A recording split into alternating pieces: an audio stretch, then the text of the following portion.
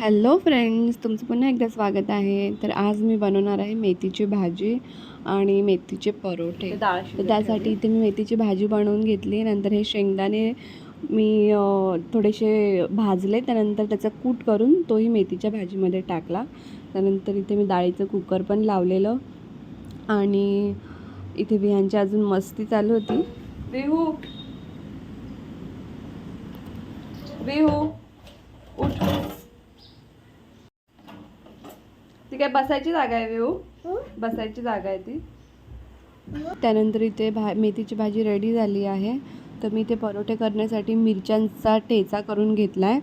त्यानंतर इथे गव्हाचं पीठ घेतलं, त्यात मेथी टाकली कापलेली, त्यानंतर थोडेसे तीळ टाकले, मीठ टाकलं, अद्रक लसूणची पेस्ट टाकली, थोडी हळद टाकली, थोडे जिरे टाकले आणि मिरचीचा केलेला कूट टाकला आणि हे सगळं मिश्रण मळून घेतलं.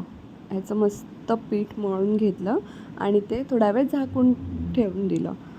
त्यानंतर मी इथे लगेचच डाळीला पण फोडणी देऊन घेतली आणि भाताचं कुकर पण लावून दिलं. मग डाळ भात मेथीची भाजी तर माझी रेडी झाली. त्यानंतर मी इथे परोठे बनवायला घेतलेत मेथीचे. तर मेथीचे परोठे पण मस्त झाले होते. तर अशा प्रकारे माझा हा आजचा रुटीन होता संध्याकाळच्या जेवणाचा.